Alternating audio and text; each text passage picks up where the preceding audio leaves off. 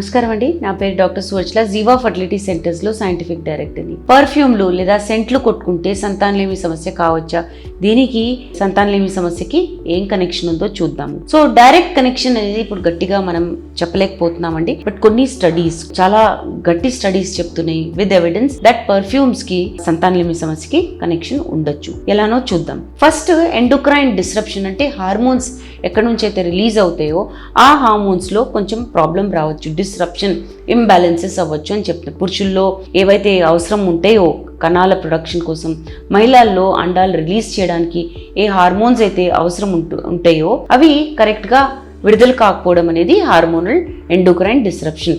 So ఇది perfumes వల్ల, ఎందుకంటే వాటిలో థాలేట్స్ అని, పారాబెన్స్ అని, సింథటిక్ మస్క్స్ అని వాడతారు.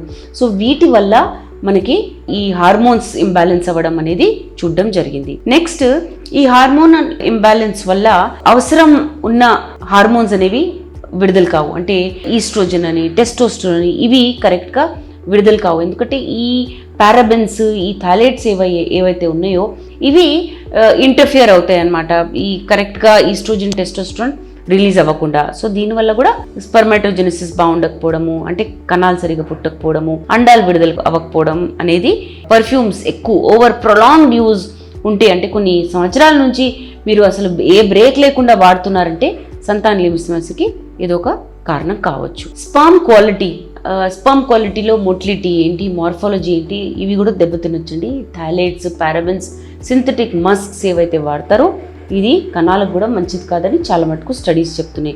సో మీరు వాడుతున్నా కూడా బ్రేక్స్ తీసుకోండి, 3 రోజులకు ఒకసారి బ్రేక్ తీసుకోండి, లో డోస్లో వాడండి, మంచి వాటర్ బేస్డ్వి తీసుకోండి, ఎక్కువసేపు మీ బాడీ మీద ఉండవు.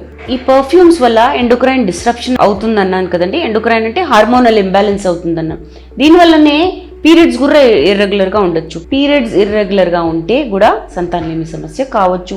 ఎందుకంటే అండం విడుదల అవ్వకపోవడము లేదా గర్భసంచి సరిగా పెరగకపోవడం వల్ల కూడా ఈ ప్రాబ్లం రావచ్చు. సో వీటిలో ఉన్న కెమికల్స్, వీటిలో ఉన్న టాక్సిక్ ఎలిమెంట్స్ ఏవైతే ఉన్నాయో వీటి వల్ల సంతానలేమి సమస్య కావచ్చు. మీరు దీనికి ట్రీట్మెంట్ కోసం వెళ్ళినప్పుడు, సంతానలేమి సమస్యతో బాధపడుతున్నాగా ఫర్టిలిటీ ట్రీట్మెంట్కి వెళ్ళినప్పుడు మీ డాక్టర్ చెప్తారు పర్ఫ్యూమ్స్ కొంచెం తగ్గించండి అని, లేదా బొత్తిగా మానేసేయండి అని చెప్తారు. ఎందుకంటే ట్రీట్మెంట్ తీసుకునేటప్పుడు ఇవి మానేస్తే రిజల్ట్స్ అనేవి కొంచెం బెటర్గా ఉంటాయి. దీని గురించి ఇంకా వివరాల కోసం తప్పకుండా జీవా ఫర్టిలిటీ సెంటర్స్కి విచ్చేయండి. Thank you. చాలా థ్యాంక్స్ అండి మా వీడియోస్ చూస్తున్నందుకు. మరిన్ని ఇలాంటి ఇంట్రెస్టింగ్ వీడియోస్ కోసం మా ఛానల్ని తప్పకుండా సబ్స్క్రైబ్ చేయండి. Thank you.